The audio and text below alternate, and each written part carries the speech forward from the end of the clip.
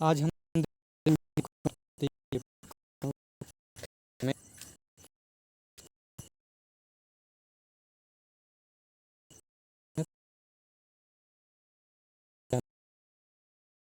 पसंद आए तो अनिवार्य रूप से शेयर करें।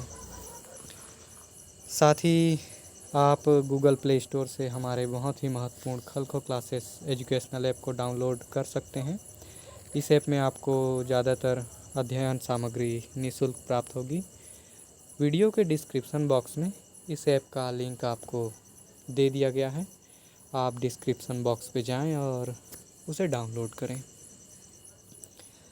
साथ ही यदि आप हाल फिलहाल में जिस भी कक्षा में हैं या कॉलेज स्कूल पास आउट कर चुके हैं और आप किसी भी प्रकार की प्रतियोगी परीक्षाओं की तैयारी कर रहे हैं, जैसे कि यूपीएससी, पीएससी, नेट सेट या रेलवे, बैंकिंग या किसी भी प्रकार की प्रतियोगी परीक्षाओं की तैयारी आप कर रहे हैं, तो आप हमसे जुड़ सकते हैं यहाँ नीचे दिए गए इस संपर्क नंबर से।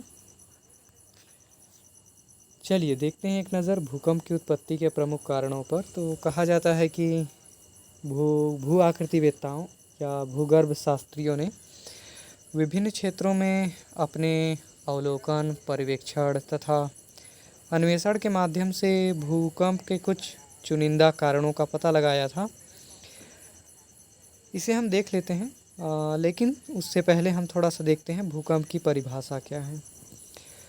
कहा जाता है भूकंप के विभिन्न कारण संभव है, लेकिन संभवतः अधिकांश बड़े भूकंप धरातलीय कंपन द्वारा होते हैं, जो दरार पड़ने, भ्रंश तथा भू संतुलन बनाए रखने के लिए शैलीय व्यवस्थापन तथा पुनर्व्यवस्थापन के कारण उत्पन्न होते हैं।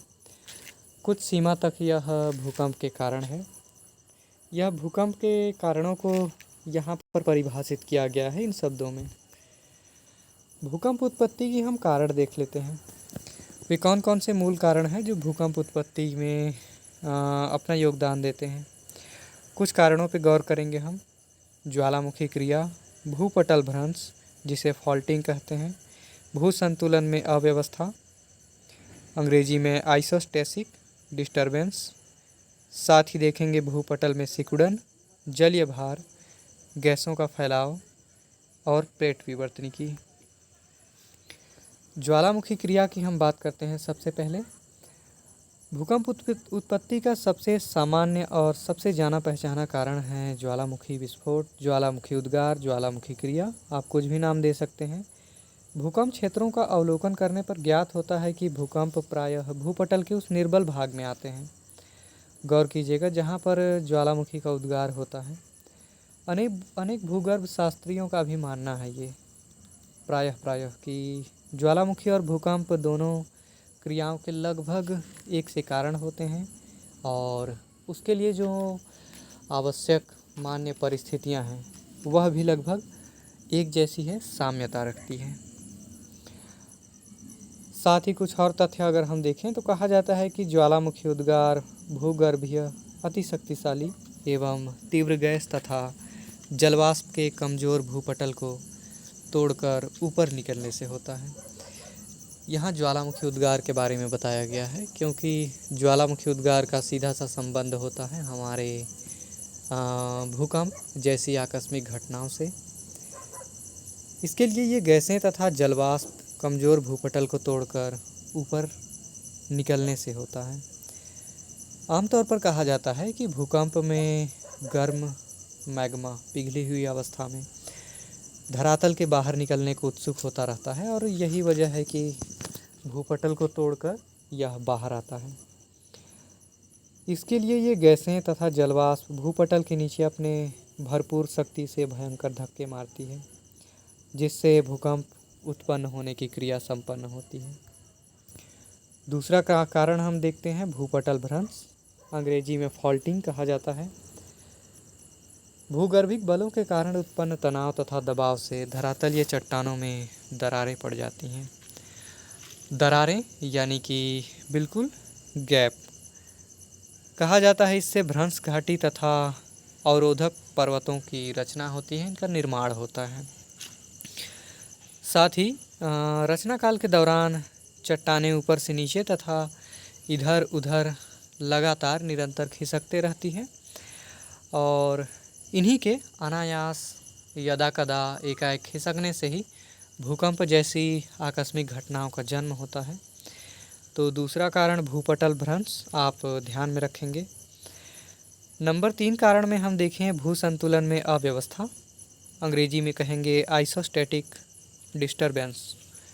ये होता क्या है? तो भूपटल के विभिन्न भाग प्रायः संतुलन की अवस्था में रहते हैं, किंतु जब भूगतियों एवं अन्य कारणों से इस संतुलन में क्षणिक या दीर्घकालिक अव्यवस्था उत्पन्न हो जाए, तब संतुलन स्थापित करने के लिए धरातलीय चट्टानों में हलचलें होने लगती हैं। इससे भूकंप का जन्म होता है। जैसे हम देखते हैं विश्व में जो नवीन मोड़दार पर्वत हैं, हिमालय, आल्प्स, रॉकीज या एंडीज, इन पर्वतीय क्षेत्रों में हम देखते हैं अपरदन के कारण संतुलन बिगड़ता है और पुनः संतुलन स्थापित करने हेतु भूगर्भ के अंदर शैलें होती हैं, उनमें एक हलचल होती है और यह दरअसल भूकंप को जन्म देती है। अगले कारण पर हम आते हैं, भूपटल में सिकुड़न। भूकंप की उत्पत्ति में चौथा अहम कारण भूपटल में सिकुड़न को माना गया है। ये होता क्या है?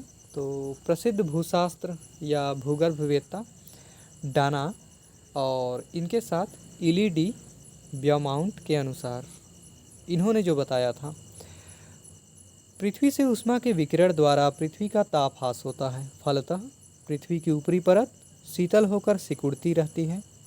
जब यह सिकुड़न तीव्र गति से होता है तो भूकंप का जन्म होता है। तो यहाँ विकिरण को और सूर्य की ऊष्मा को प्रमुखता दी गई है। माफ़ कीजिएगा, सूर्य की ऊष्मा यहाँ मैं कह रहा हूँ, पृथ्वी की ऊष्मा।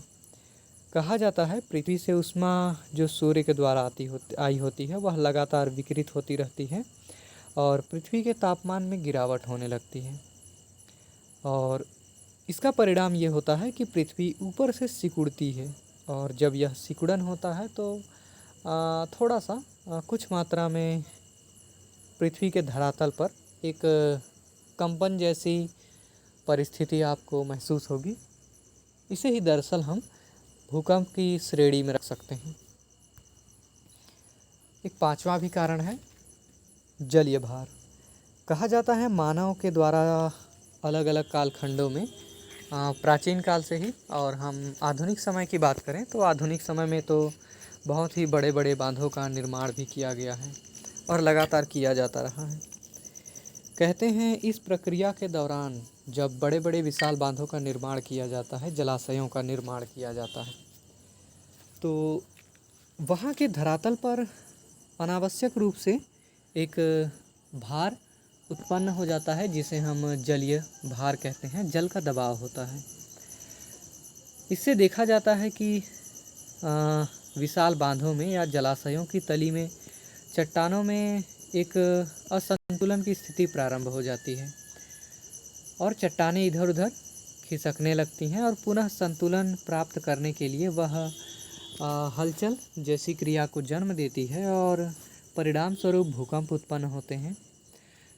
उदाहरण के तौर पर हम देखें तो 11 दिसंबर 1967 में कोयना भूकंप आया था। कोयना भारत के महाराष्ट्र राज्य में अवस्थित है।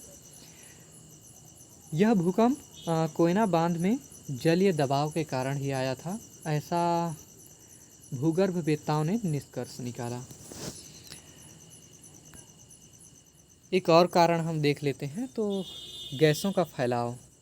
ये भूकंप की उत्पत्ति में छठवां प्रमुख कारण माना जाता है। कहा जाता है जब किसी प्रकार से जल भूगर्भ में पहुंचता है, रिसते हुए ही पहुंचता है, तो हम देखते हैं पृथ्वी के गहराई में जाने पर जो तापमान में वृद्धि होती है उसके कारण हम देखते हैं जल का तापमान एकाएक बढ़ने लगता है, क्योंकि वह भूगर्भ में प्रवेश कर चुका होता है और वहाँ आप देखेंगे तापमान में लगातार बढ़ोतरी होने लगती है।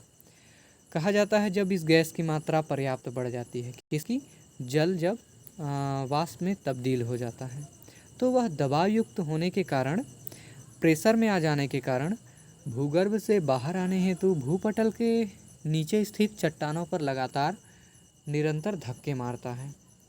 इस धक्के के परिणाम स्वरूप क्या होता है, धरातल के ऊपरी परत पर हम देखते हैं कंपन महसूस होता है और इस वजह से हम कहते हैं कि गैसों का फैलाव भी भूकंप को जन्म देता है। एक बड़ा ही महत्वपूर्ण भूकंप का कारण और संभवतः सबसे प्रमुख कारण माना जाता है। आधुनिक खोजों के बाद यह सिद्ध हो चुका है कि भूकंप के आने में सर्वाधिक योगदान प्लेटों के खिसकाव का है। तो यहाँ हम प्लेट विवर्तनिकी को हम भूकंप के कारण के तौर पर देखते हैं। इस सिद्धांत के अनुसार भूप्लेटें निरंतर खिसकाव होता रहता है। जब कभी इनके खिसकने में है तो कहा जाता है चट्टानों पर दबाव और तनाव काफ़ी हद तक बढ़ जाता है। इन दबाव के परिणाम स्वरूप और तनाव को हम देखते हैं जब शैलें सहन नहीं कर पाती हैं तो वे किसी दरार का सहारा लेकर टूट जाती हैं और पुनः फिर संतुलन प्राप्त करने हेतु भूकंप या फिर धरातल पर कंपन होने लगता है। कहा जाता है इस पृथ्वी पर जितने भी विनाशकारी और बड़े बड़े भूकंप इतिहास में आए हैं और शायद वर्तमान में और भविष्य में आएंगे, माना जाता है कि इन सभी के पीछे सबसे प्रधान कारण प्लेट विवर्तनिकी या प्लेटों का खिसकाव या प्लेटें असंतुलित होती हैं फिर पुनः संतुलन को प्राप्त करती हैं। यही प्रक्रिया दरअसल वास्तविक भूकंप को जन्म देती है। तो उम्मीद है आपको यह वीडियो पसंद आया होगा। वीडियो कैसा लगा मुझे आप कमेंट बॉक्स में लिखें और बताएं। साथ ही आपको किसी और विषय पर अगर टॉपिक की वीडियो की आवश्यकता है तो इस बारे में भी आप कमेंट बॉक्स पे मुझे बताएं और साथ ही आपके सुझाव सादर आमंत्रित हैं। मिलते हैं अगले वीडियो में, तब तक के लिए अपना ख्याल रखिएगा। जय हिंद।